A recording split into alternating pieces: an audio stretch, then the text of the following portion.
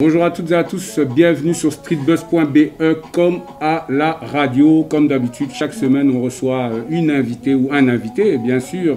Et en l'occurrence aujourd'hui c'est une invitée et pas des moindres. Une très belle invitée, charmante, ravissante, accompagnée de mes chroniqueuses, Exaucé Ngalassi. Bonjour. Comment vas-tu? Je vais bien et toi? Ça va super bien, content de te voir. Moi aussi. Et Kelly. Oui. Là, on va parler. Comment je vais appeler ça? On va parler sexe? Ouais, disons-le. Ouais. Ouais, disons les termes en fait. Disons les termes. On va parler un peu sexe. Un peu sexe, Voilà. un peu sexe. En tout cas, du moins, on va avoir quelques informations concernant les relations humaines avec Irma. Irma, tu peux te présenter? Voilà, je m'appelle Irma, j'ai 27 ans. Je suis sexothérapeute et coach de vie et je fais des vidéos aussi sur YouTube dans lesquelles je donne quelques conseils par rapport à la sexualité ou aux relations amoureuses. Voilà. Irma, je sais qu'autour de cette table, il y a pas mal de questions concernant toutes ces petites réponses que tu vas nous donner. Et voilà, et donc tu vas essayer de répondre du mieux que tu peux. Bien sûr. Et donc voilà, mais alors Irma, d'abord, la différence entre sexologue, sexothérapeute, c'est quoi? Ok, la plus grosse différence, c'est qu'un sexologue ou une sexologue va pouvoir prescrire des médicaments. Moi, je ne peux pas faire ça. Donc moi, ce que je vais faire, c'est vraiment regarder quel est ton problème et essayer de donner des outils, des exercices pour pouvoir le résoudre. Les problèmes que j'ai déjà entendus, c'était des problèmes d'érection, des problèmes d'éjaculation, une perte de libido après la grossesse, etc. Et on regarde comment résoudre ça. Voilà. Et toutes ces questions, en tout cas, toutes les réponses que tu donnes sont aussi bien pour les femmes que les hommes. Que les hommes. Et à travers ça, est-ce que tu as pas mal de... C'est tout style de personnes qui viennent chez toi? Oui, c'est tout style de personnes qui viennent chez moi. Après, c'est vrai aussi qu'il y a beaucoup de personnes qui me posent des petites questions sur Instagram. Bon, là, je ne fais pas facturer parce que je donne des petites réponses aussi. Mais oui, ce sont vraiment des personnes qui viennent même d'un peu partout. Grâce à ma chaîne YouTube, j'ai su avoir des clients qui viennent même du Sénégal ou Côte d'Ivoire ou peu importe. Ah, super. Ça atteint pas mal de personnes quand même. Et en fait, qu'est-ce qui t'a poussé à devenir sexothérapeute? Sexothérapeute. Donc, en fait... comment je vais commencer cette histoire? Donc, à mes 18 ans, je devais faire un choix, décider ce que j'allais faire après les secondaires. Et donc, j'avais dit, ah oui, je vais être psychologue. J'avais dit ça parce que en secondaire, j'avais fait sciences humaines, donc tout ce qui est psychologie, etc. Et la famille disait, mais non, franchement, tu seras toujours dans les problèmes des autres et tout. Prends un truc qui t'épanouit dans la vie de tous les jours. Enfin, t'aides maman à organiser des événements et tout. Pourquoi tu te lances pas dans un truc comme ça? Donc, j'ai fait la communication. En 2016, j'ai terminé, j'ai été diplômée. Mais voilà, donc j'ai travaillé 2 ans. Et puis, je me suis dit, non, en fait, en moi, je sens que je dois être psychologue. Je sens que je dois faire quelque chose comme ça. Donc, j'ai été sur Internet regarder s'il y avait des formations qui feraient que j'ai un job un peu comme la psychologie, mais pas vraiment ça, parce que je me disais, je ne vais pas faire 5 ans encore. Quand tu disais, tu as été voir sur Internet, c'est quoi? C'est les différentes disciplines de la psycho ou de la psychologie ou alors... Oui, donc c'était un site où il y avait des formations comme, il y avait coach de vie aussi, il y avait des trucs comme ça, et puis il y avait le mot sexothérapeute qui était là, et je me disais, mais pourquoi je ne fais pas ça? Parce qu'en fait, dans l'association de ma maman, il y avait beaucoup de jeunes filles qui venaient me poser des questions par rapport à la sexualité, j'avais pas toujours des réponses. Elle me voyait comme la grande sœur, mais je ne connaissais pas toujours les réponses. Donc je me suis dit, mais en fait, il y a une demande. Je pense qu'il y a des jeunes qui ont envie d'avoir des informations, de savoir certaines choses. Et donc je l'ai fait. J'ai fait cette formation, puis j'ai fait coach de vie aussi parce que ça ressemble un peu plus à la psychologie. Et maintenant, c'est vrai que je fais un master en psychologie en cours du soir parce que c'est vraiment ce que je veux. Waouh! Oui. Moi, j'aimerais savoir, dans peu importe l'origine, quand on parle de sexe, c'est un peu tabou. C'est vrai que dans la communauté noire, la communauté africaine, c'est tabou. C'est tabou. Est-ce que j'ai déjà eu des problèmes par rapport à ça? En tout cas, sur YouTube, j'ai jamais eu de commentaires en mode c'est dégueulasse ce que tu dis. Au contraire, les gens sont là, c'est bien ce que tu fais. Et tout, je reçois des messages privés, merci d'en parler et tout. Donc ça va. Maintenant, dans la famille, c'est vrai qu'il y a certaines personnes qui disent, mais Irma, il faut être un peu plus... Enfin, il faut pas tout dire et tout. Modéré. Modération. Mais moi, tant que mes parents sont derrière moi, en fait, je me dis, j'y vais. Parce que... si on écoute trop ce que les autres disent, on finira par rien faire.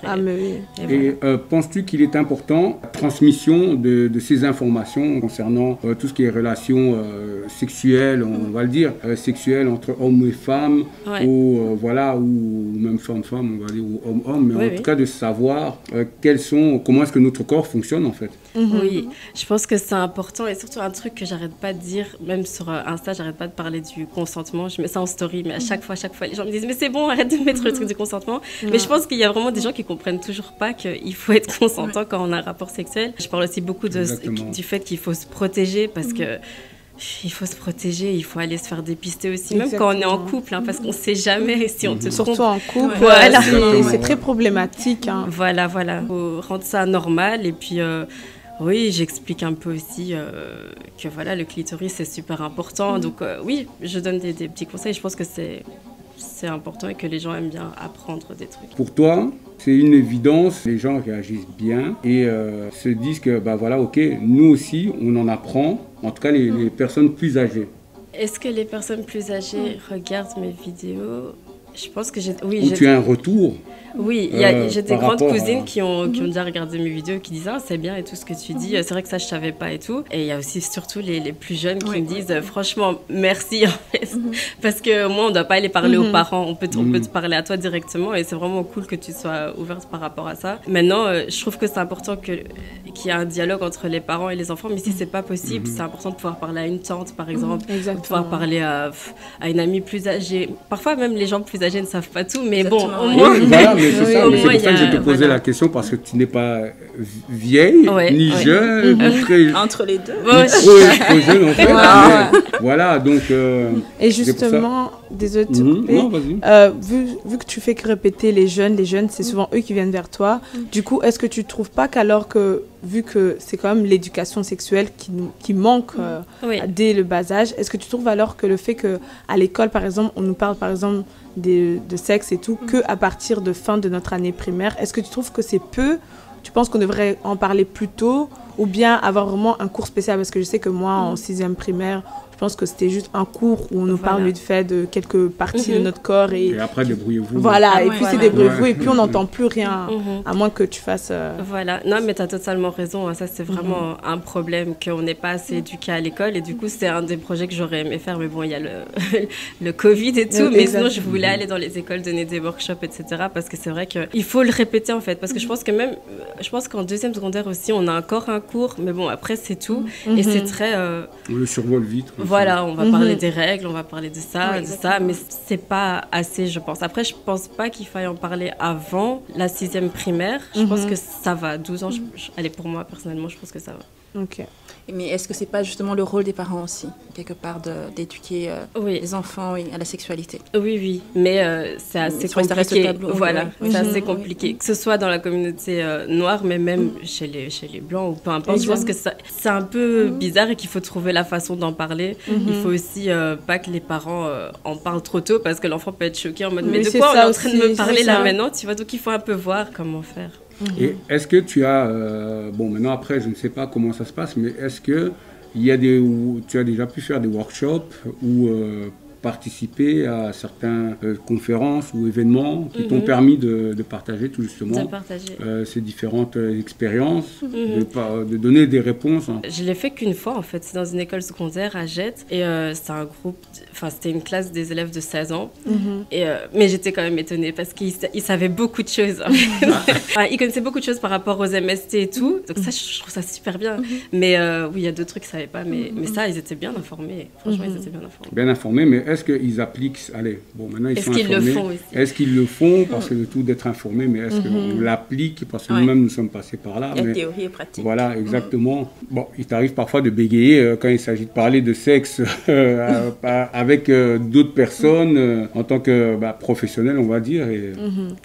Non, je pense que je suis très à l'aise pour parler de sexualité. Je pense qu'en faisant ce job, ça m'a encore plus mise à l'aise. Donc même quand on est à des soirées entre amis, c'est un sujet qui vient et on en parle comme ça et tout. Et puis, est-ce qu'ils le font dans la pratique? Est-ce qu'ils se protègent? Ça, je pourrais pas dire.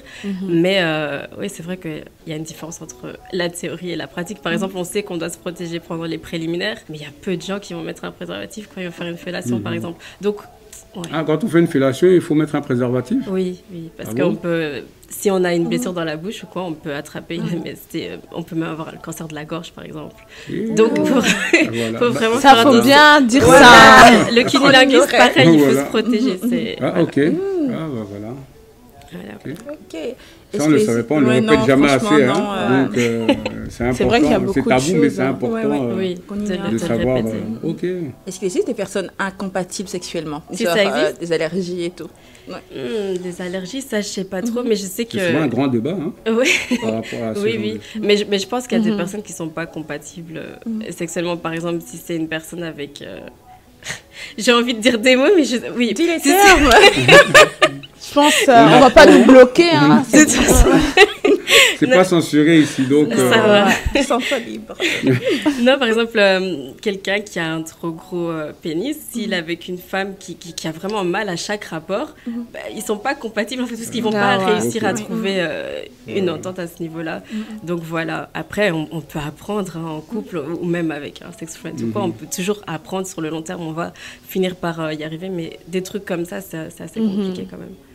Donc tu es d'accord pour les histoires de sex friend alors? Oui. Ah bon. Bah, elle a dit. Mais est-ce une manière en fait, de se sentir plus à l'aise en fait, enfin pour toi, selon ta vision des choses? Moi, je pense que si on est quelqu'un qui a envie d'avoir des rapports, mais qu'on n'est pas prêt à se poser, au lieu d'être en couple avec quelqu'un et de tromper ou quoi, je sais pas. Oui, cherche quelqu'un avec qui tu peux t'amuser. Si ça va pas avec cette personne pendant un moment, tu te mets avec quelqu'un. Enfin, tu le fais avec quelqu'un d'autre. Tous d'être d'accord. Voilà. Le consentement. Consentement. Voilà. Et que tout le monde sache qu'on est sex friend, en fait. Est-ce que tu pourrais expliquer ce que c'est le consentement? C'est le fait... Bon, en simple, on dit que non, c'est non. Donc, le consentement, c'est donner son accord de faire quelque chose. Il n'est pas nécessaire de dire oui pour que ce soit pas non. Par exemple, tu peux voir ça aussi si quelqu'un est comme ça, genre ne bouge pas pendant le rapport, quoi, tu vois qu'elle n'est pas consentante. Donc, c'est pas parce qu'elle n'a pas dit non que tu dois dire c'est bon, ça y est, tu vois. Dans le comportement. Voilà. Si la personne a bu de l'alcool ou a pris de la drogue, on dit aussi qu'il n'y a pas de consentement parce qu'elle n'est pas capable de dire. Enfin, voilà. Okay. Et si, malgré cela, ça se passe, donc pour toi, on pourrait l'interpréter en tant que... Enfin, on pourrait dire que c'est un viol, en fait. Oui, okay. oui. Beaucoup de gens l'ignorent. Oui. Ah oui, mais maintenant, le truc, c'est que quand... que la personne soit consentante. Oui. Ça, c'est important. Oui. Et aussi, faut pas avoir de... il y a aussi le débat de non et non. Oui.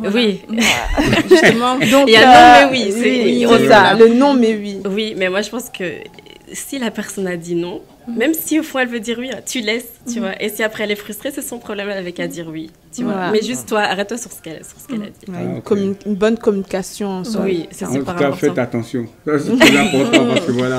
Ça tourne vite, hein. Oui, sur les réseaux. Et Irma, à travers tout ça, tout ce que tu viens nous apprendre beaucoup de choses en peu de minutes. Et donc là, je pense qu'on n'aurait même pas assez d'une émission pour en parler. Mais le thème est long. En tant que sexothérapeute maintenant, et on va dire professionnel, je sais pas si je dois dire professionnel ou pas, c'est un peu... Bah oui, pourquoi pas?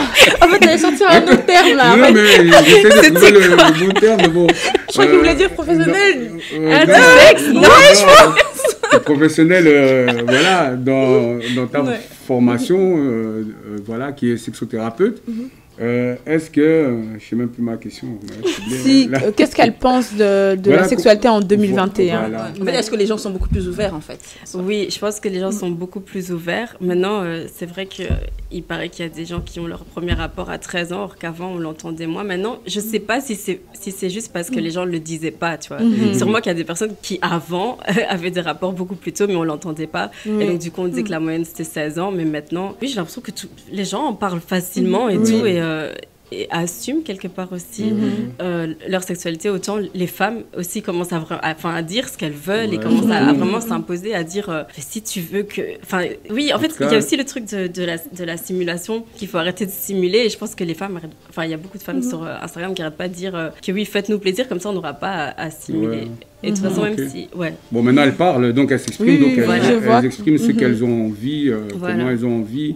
Ben, voilà. De quelle manière, c'est vrai. À quelle heure? Non, mais c'est vrai. Et je pense aussi, j'ai aussi l'impression que les gens, ils s'expriment plus facilement sexuellement, surtout parce que dans les réseaux, surtout par exemple, moi qui est sur Twitter, tu scrolles comme ça, tu vois beaucoup de choses. Donc les gens le voient et limite, tu trouves pas que c'est aussi devenu un peu, on a commencé à normaliser. C'est pour ça qu'aussi que certaines personnes pensent que voilà, on va baisser l'âge, par exemple, qu'on peut avoir le sexe et tout. Donc moi, personnellement, j'ai l'impression que les choses ont commencé à être normalisées. Est-ce que tu penses que c'est aussi comme ça et que c'est bien ou pas, en fait, finalement? Je trouve ça bien qu'on puisse en parler. Je trouve ça bien qu'on puisse apprendre aussi sur les réseaux et tout. Maintenant, l'âge, dire qu'un enfant de 13 ans peut être consentant, pour moi, c'est... Ouais. Ça fait revenir au temps des années 50. Donc, alors, Irma, à quand un livre, si ce n'est pas déjà fait, ici, il y a une surprise, parce que voilà, avec tout ce que tu nous expliques, tout ce qu'il y a comme, on sent qu'il y a le bagage derrière ces connaissances-là. Est-ce qu'il y a un livre, des podcasts, ou bien, mis à part la chaîne YouTube, ou d'autres... Il n'y a pas de livre, il n'y a pas de livre, mais c'est vrai que bientôt je vais je vais commencer à vendre des programmes, des conseils que je vais vendre en fait. Ça arrive bientôt. Je t'ai lancé une idée là. Oui, c'est vrai, le livre c'est... C'est vrai parce que le livre, pour les personnes qui ne se sentent pas à l'aise d'en parler directement, ça peut être plus facile pour eux. Non, c'est vrai. Et moi, j'avais encore une question. Comme je suis le seul homme, là, man represent. Et les hommes, comment est-ce qu'ils réagissent? Parce que je sais souvent que c'est les femmes qui sont qui ont moins de mal à parler de sexualité ou de poser des questions ou de demander conseil. Est-ce que les hommes sont plus réactifs maintenant? Parce que chez nous, dans la communauté africaine, par exemple, on a toujours cette image où l'homme, voilà, on est viril, on est, voilà, on n'a pas besoin de conseils, on contrôle, donc on reste dans notre petit coin. Et peut-être parfois, il peut nous arriver certaines choses que peut-être nous-mêmes, on ne comprend pas du tout. Mais est-ce qu'il y a un peu plus cette ouverture-là? Oui, moi je remarque ça surtout des gens de YouTube, en fait. Tous les jours, je reçois des mails. Ah, je pense être éjaculateur précoce. Ah, j'ai des problèmes d'érection. En fait, dans mes mails, c'est quasi que des hommes qui parlent, en fait. Et c'est pour ça, grâce à mes vidéos YouTube, en fait, les gens se reconnaissent un peu dans ce que je dis et se disent ah ok, peut-être que je devrais aller consulter parce qu'en fait j'explique un petit peu le problème et puis je dis voilà, n'hésitez pas à aller consulter, je le dis à chaque fois comme ça, ça rentre dans la tête que quand on a mal à la main ou quoi, on va aller voir le médecin, donc si on a mal pendant le sexe, pourquoi ne pas aller aussi voir quelqu'un? Il faut prendre soin de soi. Donc chez les hommes, en fait, on retrouve l'éjaculation précoce, et chez les femmes, qu'est-ce qu'on retrouve comme problème de base? Il y a beaucoup de vaginisme quand même. Il y a beaucoup de personnes qui pensent qui pensent souffrir de ça. Ça, c'est le fait de ne pas arriver à avoir un rapport. Le pénis n'arrive pas à rentrer dedans. Elles ont super mal pendant le rapport. Donc ça, c'est vraiment un truc que j'entends beaucoup. Et c'est même pas juste la première fois, c'est même à chaque fois, en fait, à chaque fois. Aussi une baisse de libido après la grossesse. C'est pour ça que je donnais ça comme exemple tantôt. Ça aussi, il y a eu beaucoup, mais voilà. Okay. Bon, je voulais aborder le sujet de tromper, tout et tout, mais bon, ça, c'est... Ça, on pourra en parler une autre fois. Mais Irma, franchement, c'était très riche. On avait plein de questions, je pense qu'on en a encore plein. Mais quelle est la suite de ton actu? Pour l'instant, je suis en train de créer un projet pour la santé mentale parce que je suis aussi coach de vie. Ça, on n'en a pas parlé aujourd'hui, mais je suis aussi coach de vie et du coup, je veux faire quelque chose pour la santé mentale des gens parce que même surtout pendant cette période de Covid, il y a beaucoup de personnes qui sont vraiment... voilà, et donc ça, c'est un projet, mais je ne vais pas en dire trop ici. Mon site, il est en construction, mais tout sera dessus. Et voilà, je peux dire où on peut me retrouver. Mais ça, c'est le but. Mais encore une question par rapport à ça, justement, parce que tu es coach de vie. Et à travers ce coach de vie, il y a aussi cet aspect-là où justement le sexe vient intervenir là-dedans automatiquement. Parce que tous... mais c'est un besoin fondamental aussi. Oui. Sur quelle raison on peut te retrouver? Voilà, donc je suis sur Instagram. Les informations, je les donne plus en story que sur mon feed. Sur mon feed, il n'y a que des photos de moi, donc c'est vraiment dans mes stories. C'est vraiment dans mes stories, donc c'est Irma Somanza. Et puis sur YouTube, c'est Mademoiselle Imi, M-L-E, espace I-M-I. Et voilà. Okay. Merci beaucoup à vous. Non, mais c'est pas encore fini. Ah, c'est pas fini. Il a des questions. D'accord. Mais non, mais est-ce qu'il t'arrive parfois que... Bon, après, je ne sais pas, sinon on va aller tirer en longueur, mais est-ce que tu as parfois des personnes qui viennent te draguer? Comment tu arrives à gérer aussi? Comment j'arrive à gérer? Je réponds juste merci. Si on me dit ah, t'es belle et tout, je réponds juste merci. Mais c'est vrai qu'il y a des commentaires parfois. Genre sur YouTube, parfois j'enlève des trucs parce que c'est ah, t'es trop belle, j'aimerais bien te rencontrer et tout, des trucs comme ça. Mais non, en fait, je suis pas là pour ça. Ou bien ils me retrouvent sur Instagram parce que sur YouTube, vous pouvez toujours me retrouver sur Instagram. Du coup, ça vient sur Instagram et tout. Et puis il y a des gens qui demandent des coachings, mais bizarres, tu vois. Donc ça aussi, en fait, ça, tu réponds juste pas. Mais du coup, alors, t'as l'impression que vu que tu parles de sexe, qu'il y a des hommes qui pensent que tu es accessible. Qui essayent en tout cas, ou qui se disent... En fait, c'est ça que j'ai déjà entendu, c'était vu que tu parles beaucoup de sexualité et tout, c'est que tu sais faire beaucoup de choses, tu vois, et du coup, ils s'imaginent un truc, alors que... Voilà, ils ne comprennent pas encore ton métier, en fait. Le métier. Voilà. Parce que c'est vrai que je trouve que c'est un métier que j'entends de plus en plus maintenant, parce que tu n'es pas la seule que je connais qui fait ça, mais qu'avant, les gens, on n'entendait pas. Donc du coup, c'est vrai que maintenant, même c'est pour ça qu'on dit, dès qu'une femme parle de ses plaisirs, de ce qu'elle aime et tout, directement, on va la mettre dans la case fille facile. Ouais, exactement. Non, c'est vrai. Alors que ce n'est pas ça du tout. Et donc, voilà. Et c'est tout simplement ce qu'elle veut, en fait. Voilà.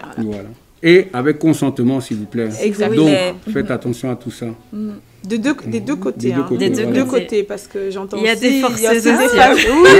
Oui. Il y a des témoignages, Mais Irma, voilà. En tout cas, merci d'être venue nous rendre visite. Merci à vous. Voilà. Et on va inviter toutes les personnes à aller te retrouver sur ta page YouTube, sur ton Insta. YouTube, Mademoiselle Irma. Mademoiselle Imi. Imi. Oui. Voilà. Imi. Tout le monde chantait ça. Non, mais Mademoiselle Imi. Non, mais c'est venu tout seul là. Ah, Taiki en tout cas, vraiment, dédicace. Et sur Instagram, donc Irma Sonweza. Voilà. Et donc, je viens de voir tout de suite. En tout cas, très belle découverte. Et voilà, on a encore appris pas mal de choses. En tout cas, moi de mon côté, je ne sais pas vous les filles. Ah oui, franchement, on j'ai encore appris. Creuser. Ouais, voilà. On irait creuser. T'inquiète pas. Donc voilà, tu auras encore beaucoup de questions qui vont arriver. Et donc, ça mérite une émission encore plus longue. Ah oui. Voilà, sur pas mal de choses qu'on a besoin d'apprendre, surtout dans les communautés afro. Et pas que. Mais voilà, entre autres, pour tout ce qui est tabou. Et donc, voilà. Donc, merci en tout cas pour ce partage. Et encore une fois, allez liker, partager Irma Sonweza, Mademoiselle Imi, sur YouTube. De toute façon, on va noter. Voilà, on va noter. Donc, voilà, allez liker, partager. Suivez-nous aussi. Encore merci, Irma. Merci à vous. Merci. Et nous, on se retrouve comme d'habitude sur... comme à la radio, streetbuzz.be. Et voilà, on vous fait plein de gros bisous. Bye bye.